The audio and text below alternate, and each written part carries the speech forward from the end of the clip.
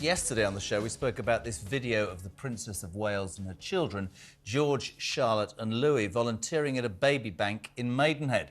But in the hours following, Harry and Meghan Markle then posted a clip showing people and causes that their foundation has helped throughout 2023. Now, the release is usually posted in January and has raised eyebrows in some royal circles.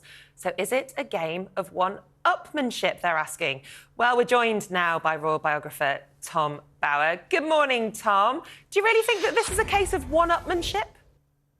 Well, it is, but I mean, it's also a case of vanity playing by the Sussexes, who seem to want to make the world believe that they're the greatest charitable givers in the world. But I don't think it really comes off very well myself. But you wouldn't say the same thing about Kate and her children going to a baby bank? On the contrary, I think Kate does it every day or every week. We see her doing charity exercises and helping people, whereas what Meghan and Harry posted was a really very strange report. I mean, first of all, this video where they seem to be smiling and hugging people, handing out a few school bags and creating some sort of school playground, which seems to be very odd for a whole year's work.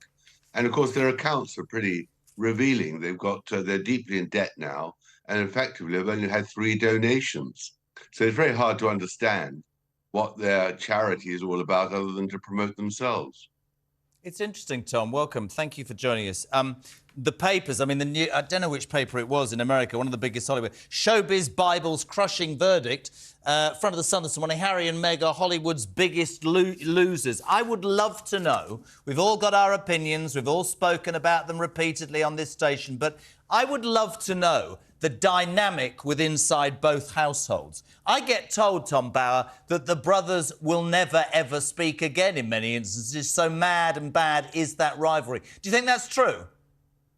Well, I don't think they'll speak again, but I don't think it's rivalry. I think it's anger by William about Harry and Meghan's conduct, which has been disloyal and absolutely treacherous. And I'm not surprised at all that the Cambridges want nothing more to do with the Sussexes. I mean, you've got to look at Meghan in her promotion video with this strange off-the-shoulders huge white dress. It was totally inappropriate, talking about the importance of being a mom and the importance of helping people. And she's completely abandoned her own family, not least of all her father. She's treated him abominably, and she treated the royal family abominably too. So it's very hard to understand what her charity is all about other than looking after herself and perhaps her children too. Whereas the Cambridges really genuinely do a lot to help British society and help people who are need support. Tom, can I just ask, I'm really intrigued about something you said there. What was inappropriate about Meghan's dress? Well, I mean, it's ridiculous. She's at a charity function talking about the media, and she's dressed in this off-the-shoulders white dress, which looks more appropriate for an Oscar ceremony. I mean, it's just bizarre.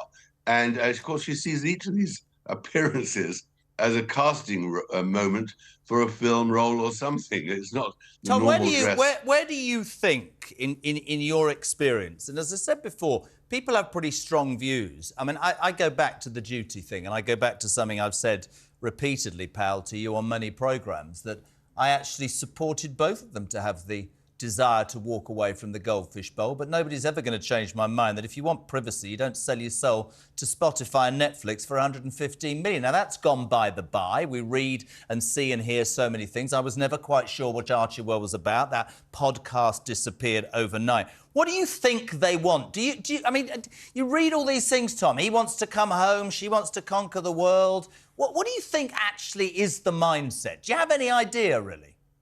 Well, she wants to be queen, as simple as that. And that's been a frustrated ambition of hers. She wants to be more important than Kate. She wants to have world global fame and power. All this is about getting attention. That's why they've brought forward the promotion of their charity and released the report. It's all the time they want to be in the news. That's why they fed all this rubbish to Omid Scobie, because they really wanted to harm the royal family. They believe they're in the right. They believe they've got to be in the public spotlight, and they'll do anything they can to achieve it. And the trouble for them is they're very, very thin gruel in the pot. There's nothing much they can offer other than tittle-tattle and being disloyal. Meghan going and hugging somebody isn't a great shake, but because she's a duchess, because she's notorious, she gets attention, and that's what she wants. She's an attention seeker. OK. Tom, do you not think we're just being a little bit cynical and miserable here, ultimately, about two brothers, two families who are raising money for charities, for good causes? Why on earth should we be comparing what Meghan does to what Kate does? They've split now. They're separate families. They're both doing their own thing. Why on earth do we have this obsession with continuing to compare the work that they do? This is just charity work. Well, we're not obsessed by it. What we're worried about is that the Meghan-Harry performance is constantly attacking and undermining our royal family. That's why they supported and helped Omid Scobie. They are vindictive. They're a vindictive couple, and they're getting public and world recognition. And worst of all is they're damaging the royal family, either by saying this absurd thing that the royal family is racist, by naming the two, which was really quite disgraceful. There was no evidence at all whatsoever for what Meghan said originally. And they don't tell the truth. And the trouble is that the royal family represents Britain abroad. It represents the best of British values. And when Meghan and Harry attack it, it's an attack on us. It's an attack on Britain's standing. We're not obsessed by the competition between the couples. We're obsessed by the fact that the Sussexes are determined to stand and fight and destroy what in the end is the basis of our constitution and our national life. What do you think, Tom, about the public? Nick and I would have different views on this. A lot of people that I speak to would see this one way and some will see it another way.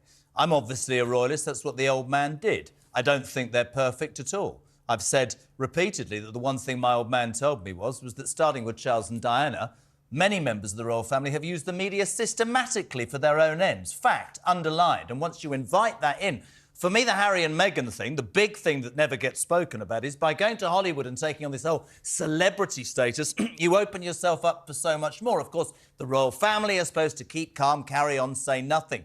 Do you think the British public are fed up with this, as Nick intimated there, and can't see beyond the headlines? Or do you think the British public... Can you see them ever forgiving Harry at all? Serious question. Well, I don't think they'll forgive Harry, and not now, especially after his book Spare, which was just filled with inaccuracies and vile attacks on his family and on Britain, and lots of things which were just plain wrong. No, nor should they be forgiven. The problem is, as you rightly said, they went to California for privacy because they didn't want to be part of the royal family, the Goldfish Bowl, and they've done the exact opposite. They've gone out of their way They didn't to constantly go appear. to seek privacy, Tom. You know that. People have been over this time and time again. They went over there to avoid what was going on here in Britain. They never said that they wanted privacy. They wouldn't have signed a deal with Spotify, with Netflix, if they wanted complete, total privacy. They wanted to protect their family on their terms.